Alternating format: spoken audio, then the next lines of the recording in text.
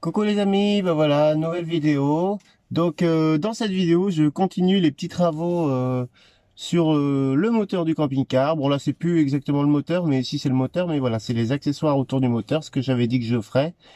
Et en attendant de repasser le contrôle technique, donc j'avais 2 mois, donc j'ai jusqu'à mi-mai pour le passer, donc je vais attendre un petit peu. Là, j'ai fait mon petit truc. J'ai vérifié pour le feu anti-brouillard arrière qui soi-disant ne marchait pas. J'ai vérifié, tout fonctionne bien, donc je comprends pas pourquoi ils l'ont mis. D'ailleurs, je vais vous mettre la petite vidéo maintenant.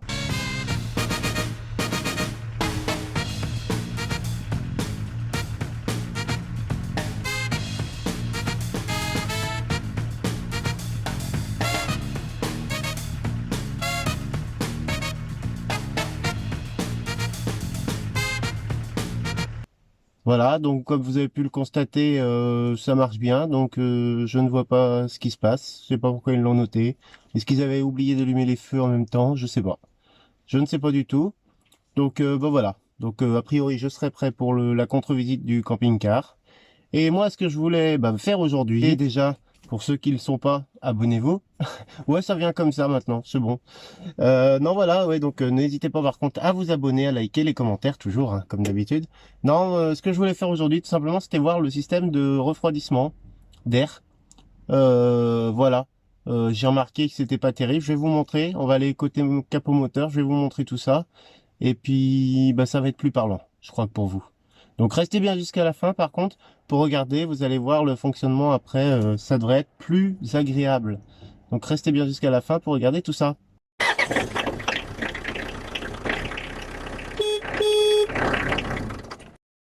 Donc voilà, mon problème c'est cette fameuse durite ici. Alors désolé, j'espère que vous allez bien voir, mais le soleil il tape aujourd'hui. Voilà, c'est cette fameuse durite ici qui va chercher l'air frais en dessous, pas loin de la boîte de vitesse qui chauffe. Et en plus, vous voyez, elle était complètement déchirée, je vous l'avais déjà montré. Elle était complètement déchirée et tout. Donc voilà, donc moi ce que je voulais simplement faire, c'était raccorder la boîte à air à ici. Pour ici, remettre un petit bout pour récupérer vraiment l'air frais qui arrive de la grille de capot ici. Voilà, donc ça va être le défi du jour.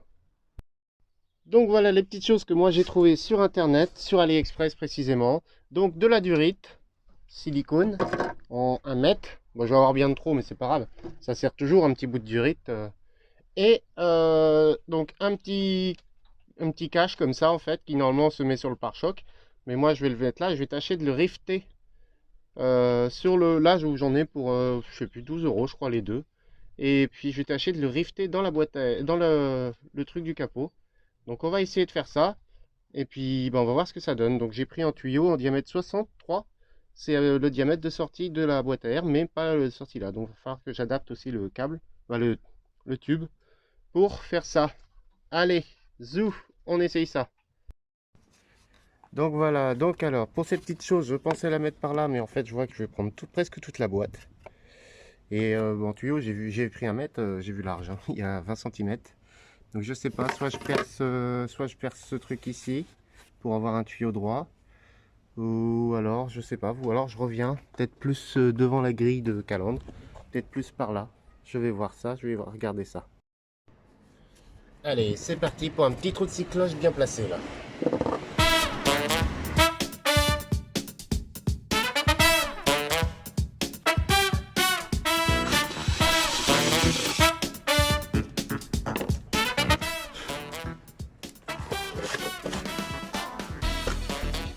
Impeccable. Bon, ça m'a bien surpris quand c'est rentré dedans. Mais là, on est pas mal. Je vais faire un petit trou ici aussi pour rifter cet embout là. Dedans comme ça. Comme ça. Je vais plus comme ça. Voilà. Je vais le rifter ici. Donc un petit trou ici pour bien fixer ça.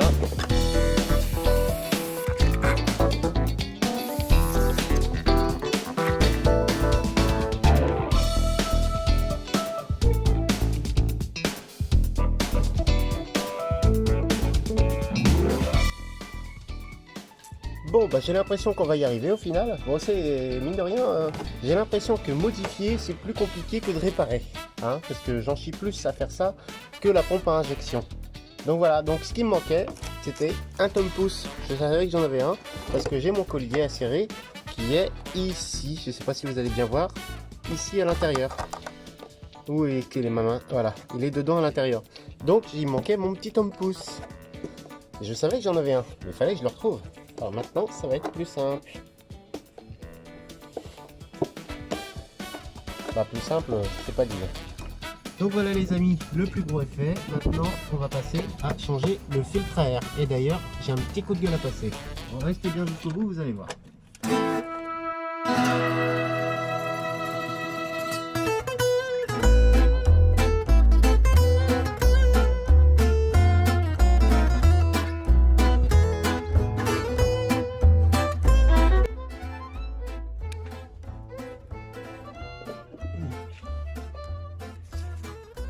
Donc, comme vous pouvez le voir, il était temps de le changer. Pourtant, je l'ai changé quand j'ai acheté le camping-car. Il a pris, avec la durite percée, forcément, il a pris de l'huile dégueulasse. Au moins, il va être bien maintenant, tout neuf. Voici le nouveau. Alors, d'où mon petit coup de gueule que je voulais passer. Je rentre à l'intérieur pour être plus discret parce que vu que je bricole dans la rue, voilà. Alors, mon petit coup de gueule, tout simplement, les amis, c'est que voilà. On m'a dit, oui, tes commandes Wish, tout ça, ça vient d'Asie, ça fait pas marcher le commerce local, tout ça. Pas de problème. Alors du coup, excusez-moi, je vois que j'ai la caméra, parce que j'ai l'écran d'à côté, voilà, qui est pas droite, voilà. Donc je me suis dit, je vais faire marcher le commerce local, un filtre à air, chose qu'on trouve partout, quoi. Alors j'ai été, donc chez nous, on n'a pas de Noroto, donc j'ai fait feu vert, Rodi. Feu vert, non, je vais commencer par Rodi, là c'est le plus intéressant. Rodi, 25 € le filtre à air. Feu vert, 45 € le filtre à air pour un Renault Trafic phase 1. Franchement, là du coup Oscaro, hein, sans faire de pub pour eux, Oscaro, 17 € avec les frais de port. Donc je veux bien faire marcher le commerce local. Bon, ça c'est pour les pièces automobiles, voilà. Bien sûr, hein, la bouffe, je fais local, hein, je vais pas acheter ma bouffe sur Amazon. Mais voilà, je veux bien faire un effort, que ce soit pièces automobiles, tout ça. Mais au moins que les tarifs, voilà, soient des tarifs raisonnables. Là, en plus, c'est Manfilter. C'est une super marque, quoi. Je sais pas. À un moment donné, même si Oscaro, oui, je sais, ils commandent en grosse quantité. Ils livrent de partout dans le monde, ou l'Europe, ou la France, ou je sais pas quoi. Feu vert, tu vas pas me dire qu'ils peuvent pas acheter en grosse quantité non plus. Bon, les Renault Trafic, ça court pas les rues, mais t'as au moins un peu de stock dans une centrale d'achat. Rodi, c'est pareil. C'est pas comme s'il y en avait qu'un en France, quoi. À un moment donné, je pense qu'ils peuvent faire des tarifs raisonnables aussi. Certes, il y a une petite marge à faire, je comprends bien qu'ils doivent vivre. Mais à mon Rodi, c'est Intermarché, ils sont pas si pauvres que ça, à mon avis. Hein, et Feu Vert, ça doit pas être si pauvre que ça non plus. Parce que là, ils vont changer de chat. Hein, vous avez vu la pub à la télé? Ils vont changer, ils vont mettre un requin. Alors après, la patte de l'expert, ce sera la nageoire de l'expert. Mais non, mais voilà. Donc, qu'on me dise pas, oui, non. Là, oui, j'ai essayé de faire local, franchement, pour acheter un filtre à air. Avant, on pouvait choisir son filtre à air dans le magasin. Maintenant, ils ont plus de stock, hein, c'est à commander. J'ai fait les deux. J'ai cherché des filtres à air. Alors, Rodi, c'est encore pire parce que j'ai pas trouvé de filtre à air. Eux, il n'y a pas du tout en stock. Feu vert, ils en ont un petit peu. Mais pour les voitures récentes, ce qui paraît logique. Ils ont plus de chances de vendre un filtre à air de C4 qu'un filtre à air de Renault Trafic 1. Ça, c'est sûr. Et je comprends tout à fait qu'ils aient du stock pour les C4 et pas pour les Renault Trafic. Mais à ce moment-là, pas à 45 €, quoi. Donc voilà, avant on trouvait. Moi j'ai fait d'autres magasins quand j'étais jeune, changer mes filtres à air, mes filtres à gasoil, mes filtres à huile, puisque je faisais mes vidanges. Bah oui, bah voilà, tu trouves tes pièces et tu fais toi-même. Mais là maintenant, le moindre truc c'est 45 € un filtre à air. C'est énorme. Voilà, c'était mon petit coup de gueule. Maintenant on retourne au bricolage. Donc voilà, retour devant mes filtres pour les changer. Alors là, c'est ce qui est le plus dur, le plus chiant là-dessus, c'est les vis du dessous qui sont très difficilement accessibles. Celle-là, j'ai réussi à l'enlever. Alors pour la mettre, ça va pas être une mince affaire. C'est pour ça que je les ai laissées dessus. Je vais essayer de remettre sans les faire tomber. Sinon, il va falloir plonger dans le carter sous le camping-car pour aller les chercher. Allez, zou, on remonte ce petit filtre et on finit tout ça. Du coup, vu que le filtre est plein d'huile, j'ai vu que c'était encore gras. Il me reste des chaussettes et du nettoyant fin. Donc je vais mettre un petit coup quand même à l'intérieur, histoire de bien nettoyer, dégraisser tout ça. Ça ne peut pas faire de mal. Par contre, faut que je nettoie avant que ça coule.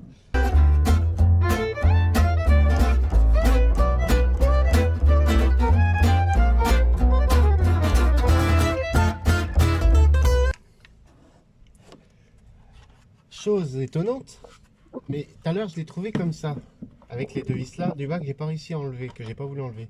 Et si je prends, par contre l'écriture elle est comme ça. Ah, c'est assez étonnant ça. Est-ce que ça irait comme ça? Bah non, ça va pas. Bon, sinon je me disais j'aurais mis à l'envers. Mais non, du coup, ça s'adapte pas. On le remet comme c'était.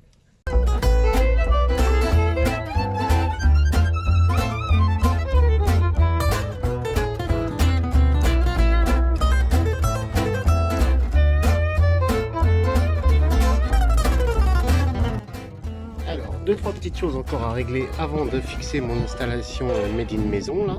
Oui, donc le fil là c'est un peu crassou. Mais bon, c'est le tuyau est comme ça, je recouperai bien tout à la pince coupante, là j'en ai pas. Alors voilà, c'est simplement que ici j'ai un joint à remettre. Sauf que là, du coup, avec ce truc là, il y a une surépaisseur. Donc il va falloir que je lime. Je lime cette surface là pour pouvoir remettre mon joint. Ou alors sinon directement je vais couper la petite sur quelques centimètres là, couper cette bande là pour pouvoir remettre mon joint comme il faut. Il y a ça à faire et il y avait ça et je sais plus quoi d'autre. Non, c'est tout ce que j'avais à faire. Donc j'ai ça à adapter parce que du coup c'est pas terrible, là je peux pas remettre mon joint comme il faut. Et le joint c'est pour l'étanchéité avec le capot. Donc c'est quand même quelque chose d'assez important. Et voilà, légère petite découpe, hein. On voit, voilà, j'ai coupé quand même presque 10 cm, bah, toute la longueur du truc. Voilà, comme ça mon joint il passe, mon rivet il gêne pas. Maintenant il faut que je dépoussière parce que sinon il va aspirer toute la poussière. J'ai fait à l'acier à métaux, hein, j'ai fait comme j'ai pu. Et voilà, maintenant il n'y a plus qu'à installer ce système là. Bon, il y en a qui vont dire que c'est de la bidouille, mais il va respirer frais après. Et voilà, maintenant on va essayer de fixer ça. Alors, comment je vais m'y prendre? Parce que déjà que c'était galère à enlever avant, alors maintenant remettre avec un bout en plus.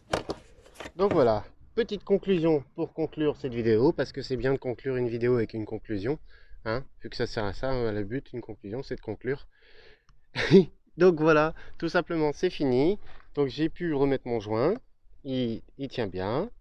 Voilà, la petite partie ici pour qui va directement à la boîte à air, le petit tuyau qui va être plus costaud, ça va, bon, voilà, décoller. Il faudra bien, je pense, à démonter ici avant d'enlever cette partie là maintenant du coup parce que c'est complètement solidaire d'ici. Voilà, donc lui la ventilation ça va pas le gêner tant que ça parce qu'il y a encore tout cet espace là pour aller chercher l'air de la ventilation. Donc voilà, ça me semble plutôt pas mal. Je pense que ce sera efficace, hein. De toute façon voilà, un véhicule a besoin de respirer, il a toujours besoin d'avoir de l'air frais. Donc ce sera bien mieux que de prendre l'air de la boîte de vitesse. Donc voilà, je suis assez content de moi. Je vous dirais, bon, on va pas sentir, c'est pareil, hein, je vais pas gagner 20 chevaux, hein, c'est comme le décalaminage, hein. Je vais pas gagner des chevaux, mais au moins il va respirer frais. Si on retourne en Auvergne ou si on décide de faire les Alpes, ou voilà, ben au moins il aura de l'air. Je pense que 80 km/h d'air frais, ce sera mieux que 50 km/h d'air chaud. Donc voilà, petite modif sympa. En tout cas, bah, n'hésitez pas à vous abonner, à liker la vidéo, à commenter. Et puis voilà, moi c'est un petit chantier qui m'a bien plu. Et limite, plus galère à faire que la pompe à injection. Parce que franchement, bah, c'est de l'adaptation. C'est jamais simple l'adaptation, hein. C'est un peu de bidouille, c'est un peu de ça, de réflexion, j'ai acheté les choses sans avoir trop regardé la taille, voilà. Lui, je pensais pas qu'il serait aussi gros en fait. Et puis je pensais pas que le tuyau il partirait aussi loin. Voilà, mais c'est des petites choses, mais voilà. J'avais bien mesuré d'ailleurs les diamètres, hein, de tuyau. Mon sortie il fait 63, le tuyau fait 64. Voilà, une scie cloche de 68 pour percer ici. Voilà, il y a juste le diamètre de ce tuyau là qui était un peu plus petit, mais j'ai bien serré le collier, donc maintenant ça bouge plus. Donc voilà, petite modification qui apporte pas grand chose, mais qui va faire du bien. Voilà, donc les amis, sur ce, je vous souhaite une des bonnes vacances à ceux qui y sont, bon courage à ceux qui travaillent, encore plus de courage à ceux qui travaillent dans le Covid, et puis je vous dis à bientôt pour de nouvelles aventures. Bye bye les amis.